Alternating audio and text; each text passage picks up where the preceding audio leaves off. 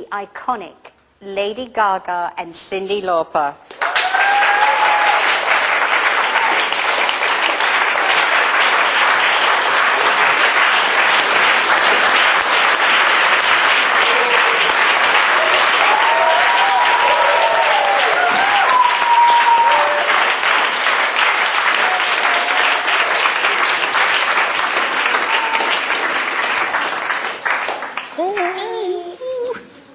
Look out for the hat. Of course. How could you not? Okay, girls. Here we go. Ladies, as you know, we've all been brought here today to have an honest and open chat about HIV and AIDS. Your fans have literally sent in hundreds of thousands of questions via Facebook and Twitter for you to answer them, and we've picked out what we felt were the most honest and interesting questions for you today. So let's start. You ready? All right. Right, come on. The first question comes from Anastasia Bate, and she would like to ask, what is your message to women around the world about sex? Who do you want? You want to go first? Wrap it up. It's not complicated, it's just a fashion statement. I think what's so amazing about the Viva Glam campaign this year and the MAC AIDS Fund, with Cyndi and I doing it together, is that at this moment in time, women are at the highest rate of infection. And we are the demographic that is most affected. And Cyndi and I represent.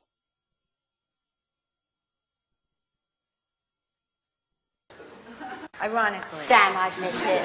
It's true. The message that both of us can send everyone is also a message of sisterhood, which is alive and still very powerful. And the fact that lipstick is being used as a tool to spread the word, to me is exciting because of the symbolism.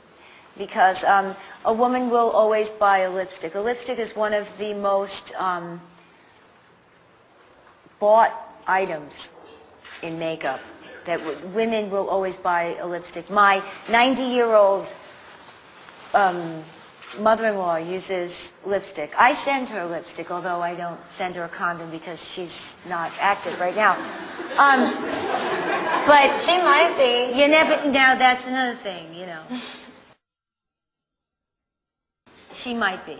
And if she was, I would say, Mom, use a condom. I think, too, what you're trying to say is that a lipstick is a symbol of your womanhood and a symbol of your strength and your inner confidence. And I know for both Cyndi and I that sort of inspiring our fans as much as we can to be whoever they want to be and to express themselves and to be confident in who they are, so that at that moment when they are in a moment of weakness and vulnerability in the bedroom and the condom negotiation begins, that a woman feels strong enough and secure enough in herself to say, I don't have unprotected sex, I practice safe sex, or not at all.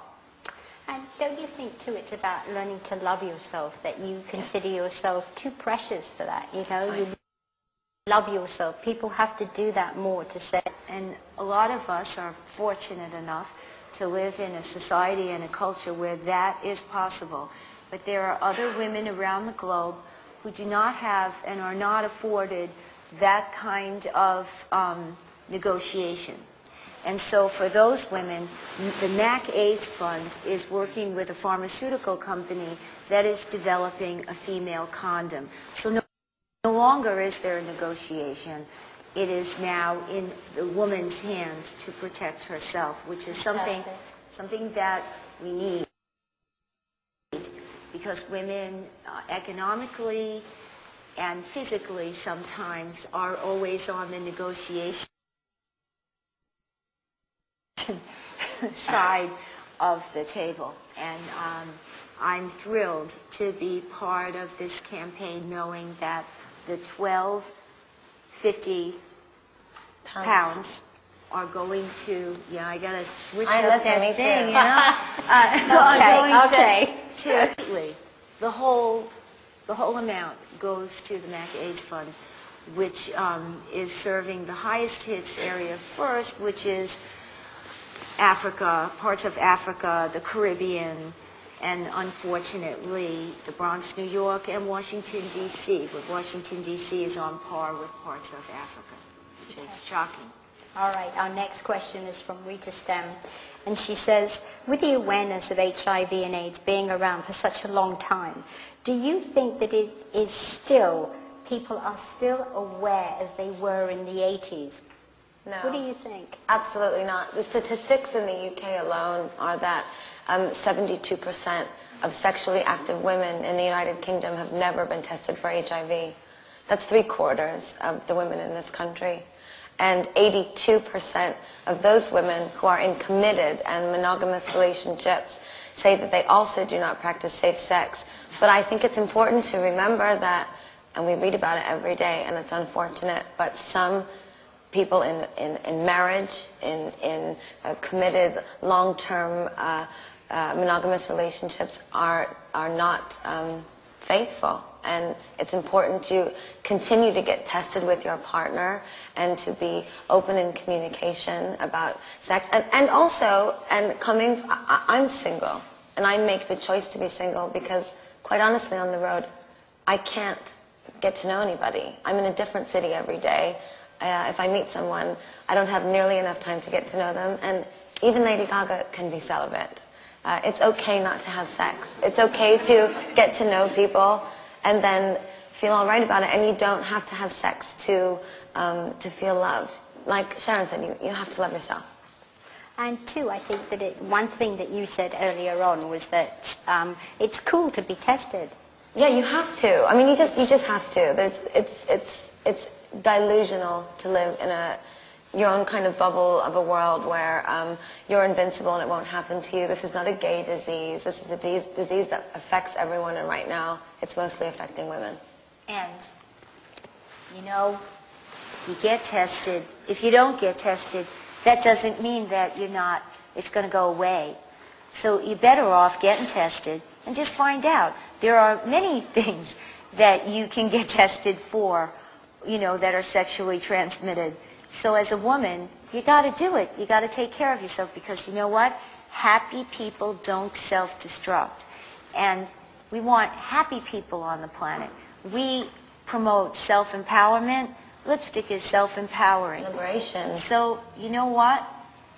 You want to be liberated, you want to be happy, you got to take care of yourself. You got to love yourself first, and then you can love other people. Very true. Okay, our next question is from Lizette Garcia. What do you feel is the biggest sexual challenge for women right now? Well, the fact that you have to negotiate to wear a condom, somebody else to wear a condom, that's huge. And the fact that, honestly, there's two different standards for men and women, although men are in peril too if they're going to practice unsafe sex. But they can put a condom on, but what if you're with a partner that doesn't want to wear a condom? And, you're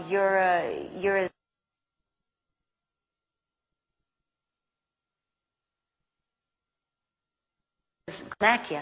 I was smack it back. Well, You you would. less of a serious But you answer. see what I mean? I was going to say the orgasm is the biggest obstacle for females in sex. Oh, you But, well, I'm just listening. All right, let's hear about that. Let's hear all about it. Listen, I want to be realistic because, listen, it's women talking about sex, right? And the ads are not like these really serious, it's not a really very serious ad campaign. It's fun and it's beautiful and it's colorful because sex is fun and beautiful and colorful, and we want to talk about it. But, what I just said in sort of retrospect, it's women have the short end of the stick. We're the receivers. We're sort of taught through the media that we can't sing about sex, or we shouldn't portray sex in the way that we dress or the way that we speak. But nobody had a Trojan attached to the Rolling Stones album when it came out. It's very important that we remember that women can be just as strong as men. And if a woman were to feel confident enough in herself and identify herself as a sexual being, that when decisions come